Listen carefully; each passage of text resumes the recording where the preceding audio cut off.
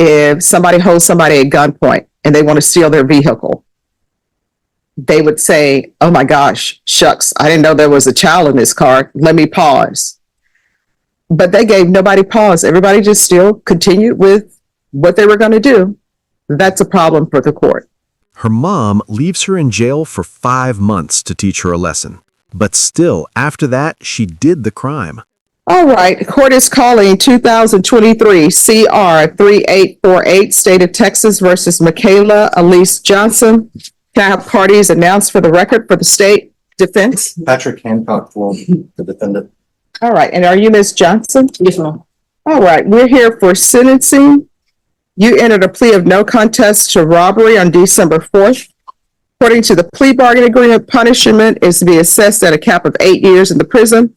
The state is opposing your application for community supervision or deferred adjudication. They're taking certain items into consideration. All right. Did you all have a chance to review the PSI report, state? Yes, Judge. Defense? I did, Your Honor. Any objections to the PSI report, state? No. Defense? No, ma'am. All right. State, any witnesses? No, Your Honor.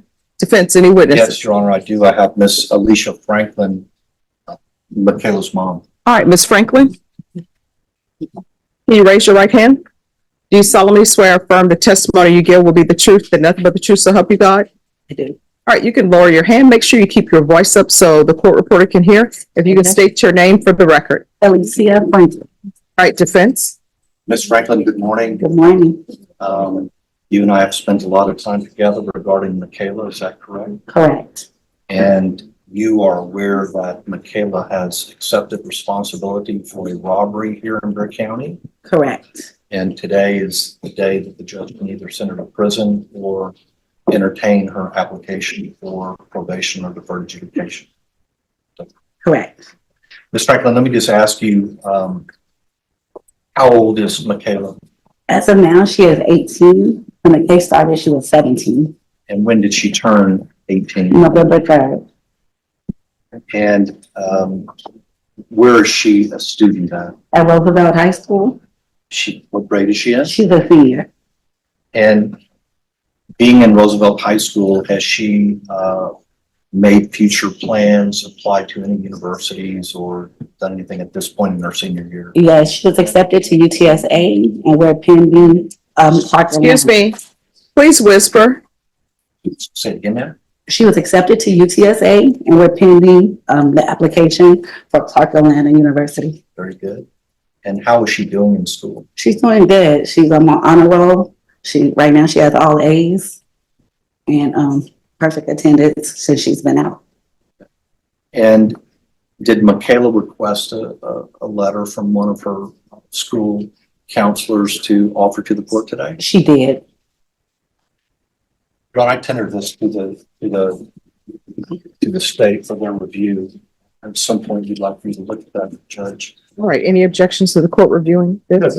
All right. You may continue. Ms. Franklin, with regard to that letter, is it a positive review of how Michaela's doing at Roosevelt High School right now? It is. Michaela's right now, since her release, she's at the best she's ever been. She's focused, she's serious about furthering her future for college, and she's on the right path. I'd like to take you back to, I guess, the time around this offense. And before I do that, I want to ask you, are you a single mom? I am. Does Michaela have a father in her life who's active, or? He's not active, not consistently.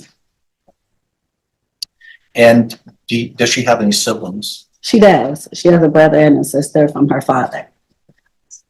But living in your household is No, you. no one, just me and Michaela. I want to take you back to around the time of the offense. Do you remember getting a call that Michaela had been locked up for some very serious offenses? Yes, I do. And can you tell the court what your response was? That she needed to sit there. I left her in there. She needed to understand what she had done and take responsibility. I left her in there for 5 months before I bonded her out, so she could understand that she didn't do anything it wasn't something small. She needed to understand exactly what she did and what she could look forward to. She needed to know what prison or their county was, what jail was. And do you think those 5 months had a significant impact in her life? Most definitely. I know for a fact she doesn't want to go back. She definitely has a true meaning of what jail is.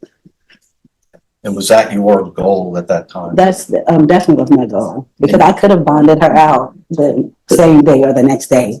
I mean, I could have got the financial means to get her out. So it was definitely my goal for her to learn her lesson, and hopefully we don't ever have to revisit this again, which I don't think we will. I honestly think that she did learn her lesson. Miss Franklin, let me ask you, at the time when she was arrested, were there some behavioral problems that you picked up on? Yeah, there was, but I thought she was just being a rebellious teenager. I didn't realize she was like depressed and had low self-esteem until she had suicidal thoughts. I took her to Little Ridge, but they let her out and she did a little counseling here and there. So I thought she was just being more rebellious to herself. I honestly didn't know it was mental health issues there. But once I did know, I've gotten her help. What mental health issues have you discovered regarding your case? Definitely depression, low self-esteem. We've been going through exercises with the counseling sessions. And me, myself, just trying to boost her up and get on the right path to feel good about herself. And do you think you're on a positive path right now? Most definitely we are. She's back living at home? She lives at home. Our relationship is really good. She's more open. We actually have conversations about how she's feeling, and I think we're on a really good path. And that's different than what it was before. Most definitely. She would stay to herself more, lock herself up in her room. Just for me, what I thought was normal teenage stuff, but evidently it was a little deeper than that. Ms. Franklin, you own a business. Would you tell the judge what you do for a living? I do. I'm Shirt and Glamour Salon. A hair salon in San Antonio.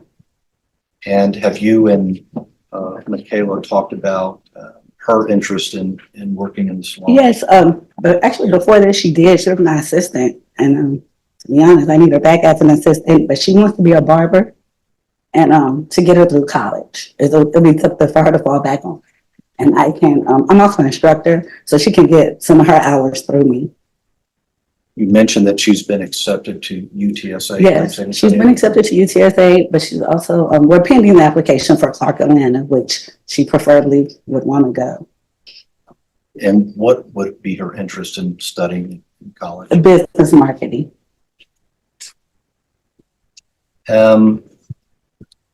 So you left her in jail for 5 months, and now she's been on pre-trial release as a condition of her bond. Correct.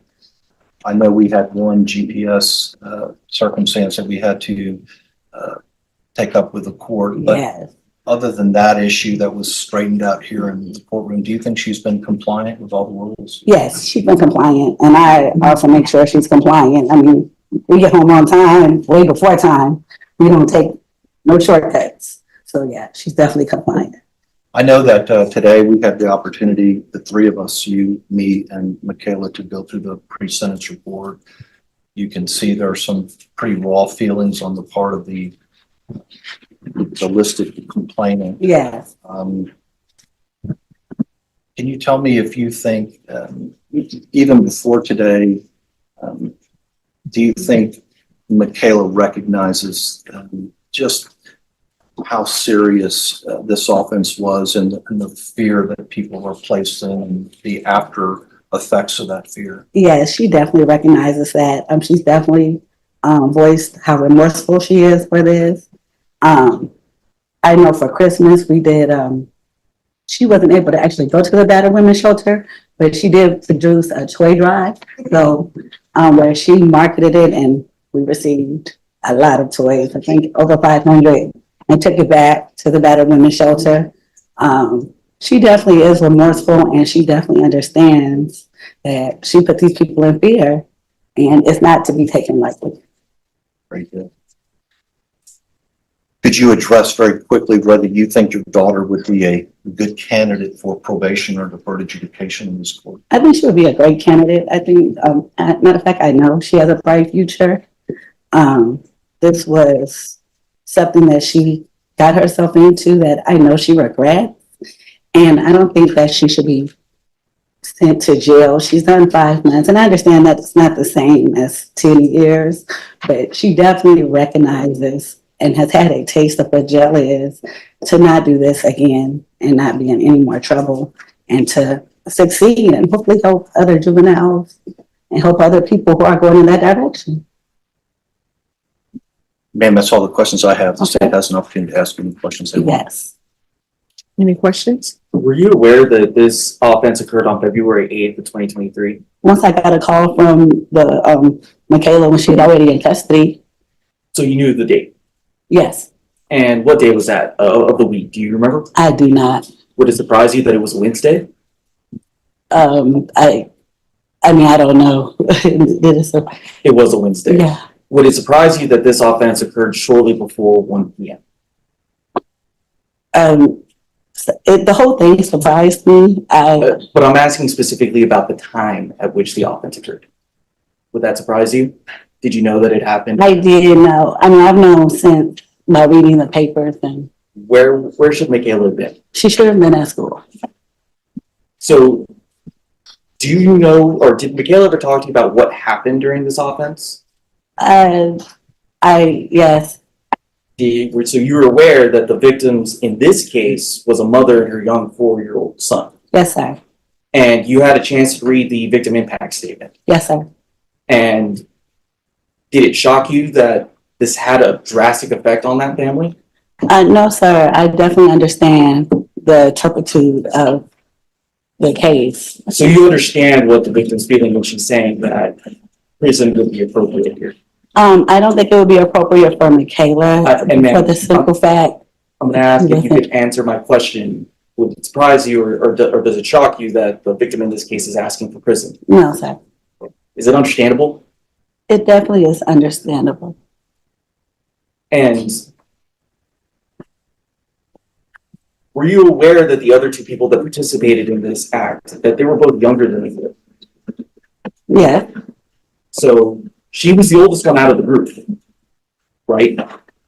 Okay. Yes. So she should have been able to make better decisions than the other two, correct? I don't agree with that. The other two had been in trouble. I understand, and she also was the only girl.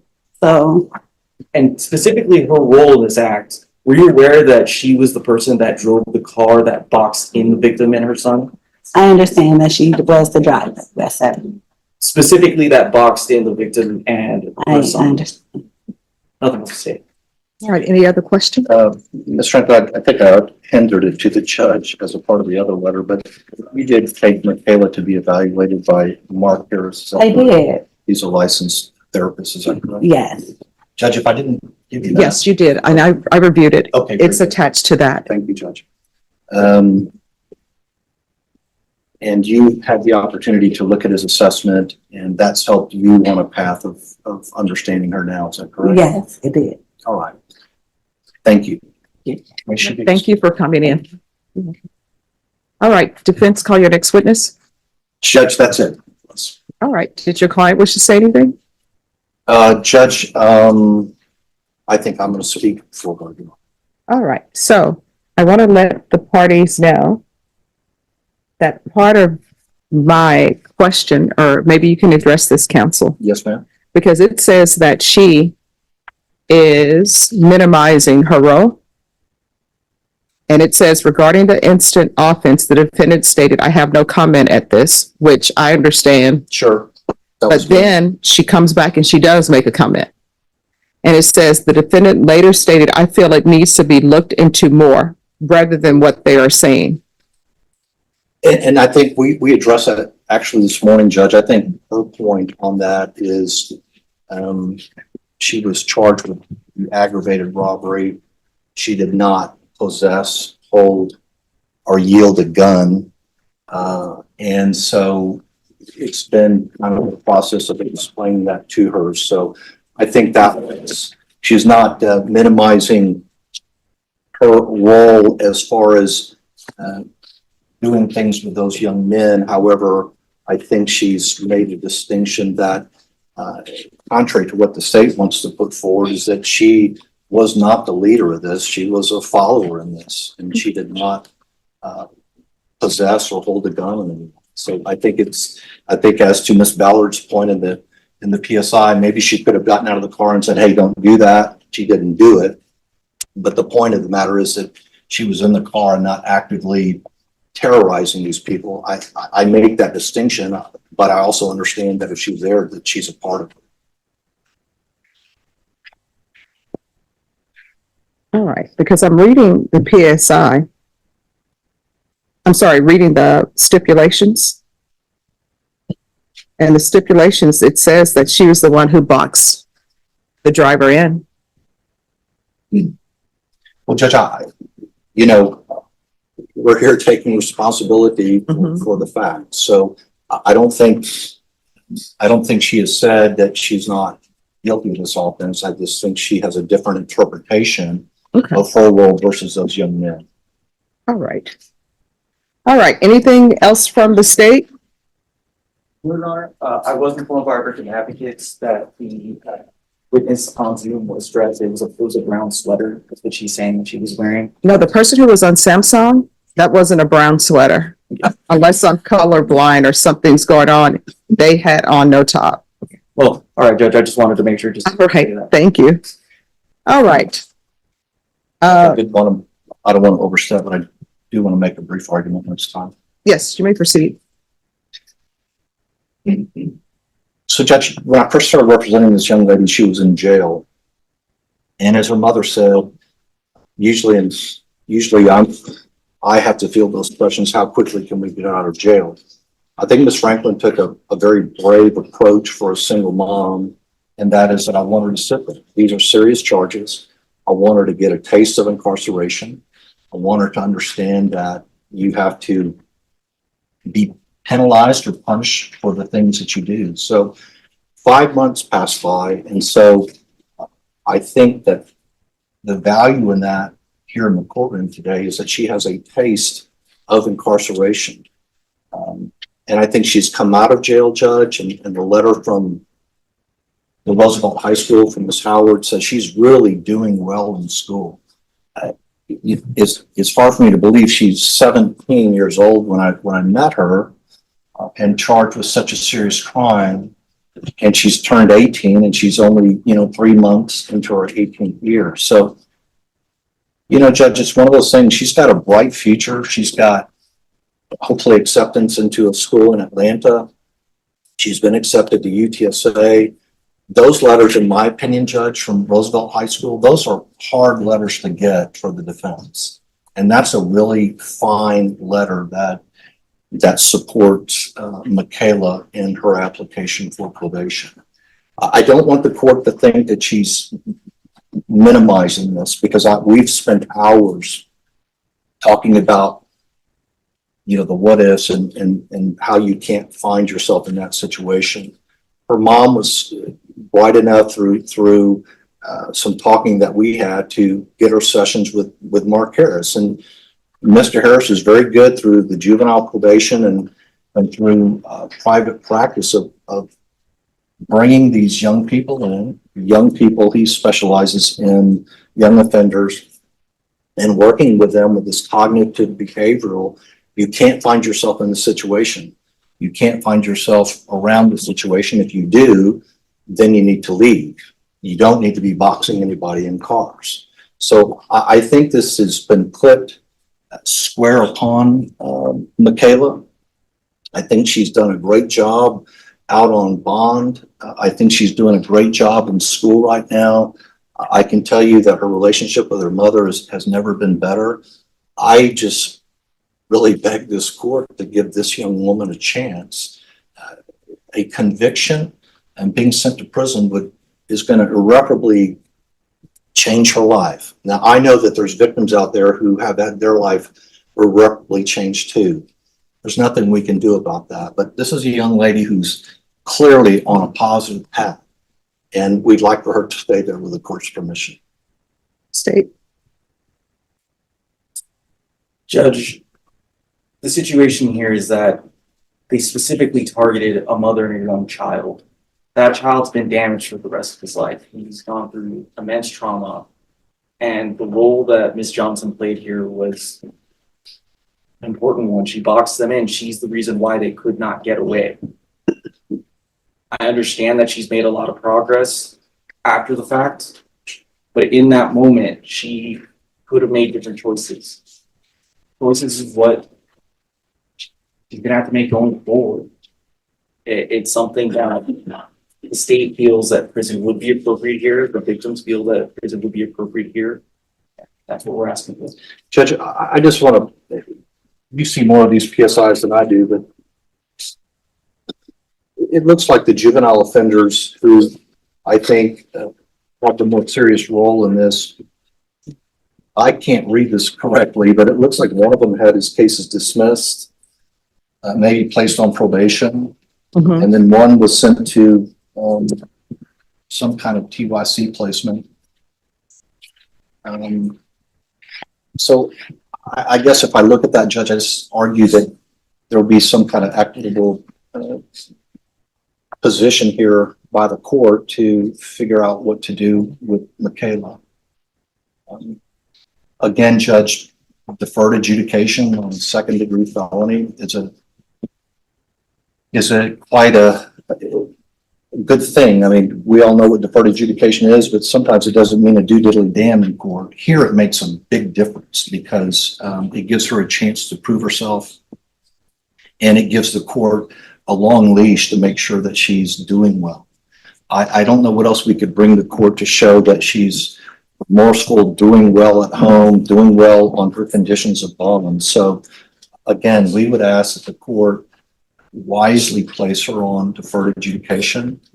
Understand that she's done 5 hard months in the Bexar County Jail. I think she spoke about her fear of the jail with Mark Harris in that letter. I think her mom made a good decision, and we're hoping that will sway the court in giving her a chance at a future without being another young Black female with a conviction on her. Here's the court's problem, and what I think people need to look at. Sometimes punishment, and all attorneys will tell you, when we're in law school, they tell you about the purposes of sentencing. Sometimes the purpose of sentence is for rehabilitation. Sometimes it's just punishment. Sometimes it's protecting the community. There are a whole host of reasons. But your problem is sometimes when you've done something that is considered so horrendous, right? No matter the changes you've made, sometimes it's just a prison offense. There are a lot of people who do things that I'm sure if they could go back in time, they would have changed it. They would have said, I wouldn't have done it. But the boxing of someone in with your vehicle, and I read the PSI report and I read the stipulations. In the stipulations, the driver of the vehicle said, hey, my son is in the car. And that didn't give anybody pause. I would think that there are certain things that should give people pause. For example, if somebody holds somebody at gunpoint and they want to steal their vehicle, they would say, oh my gosh, shucks, I didn't know there was a child in this car. Let me pause. But they gave nobody pause. Everybody just still continued with what they were going to do. That's a problem for the court. So this is where the Judge, court... isn't the problem that she was, no matter what her role was, it was still going to be something that was horrendous because it's a robbery. Yeah. So and I'm not trying to argue with the court, but under that circumstance, then no one should be eligible for deferred adjudication. Well, counsel, as you're aware, there are different types of robbery. And there are some robberies that don't involve a child. State?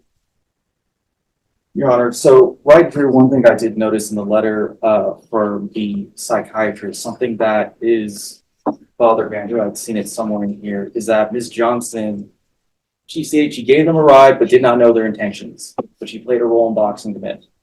She says that she had never had or handled a gun that night. When the police lit up her car, the boys threatened her if she didn't keep going. One of the boys threatened to shoot her if she stopped. Nowhere is that brought up in the report that she had mentioned that she had said that they had threatened her. So that's just something that is. Well, I don't think it's her feeling, so it's not going to be in a police report. Right, But I can tell you that was her feeling on this. She did feel threatened by these two young juvenile offenders. But we're here today to take responsibility and not make excuses. So that's our answer to that, Judge. All right. Is there anything else before the court makes its ruling? No, Your Honor. No, you're not. All right, this is what the court is going to do. Court is going to find you guilty, taking consideration 2023 CR 3850, 2023 CR 3849, grand jury number 806632. There's to be restitution of $110 to John Bright in grand jury number 806632. Give you credit for any time served. I'm going to retain jurisdiction. Your attorney will tell you what that means, and I'm going to sentence you to 6 years in the prison. Did you review what it's entitled trial court certification with your attorney? Did you understand it, and did you sign it? Because this is a plea bargain agreement, because I followed your plea bargain agreement, because you waive your right to. Right out of the gate, the judge is setting a moral baseline. This isn't just about robbery. It's about human instinct versus criminal intent. And what she's about to say, it defines this entire case. To appeal, you do not have the court's permission to appeal. Because this is a felony conviction, you're not allowed to own or possess any weapons or ammunition. If you have a question over what a weapon or ammunition is, you'll need to speak to your attorney. And Mr. Hancock, you can explain to her what that means. I will, Judge. All right.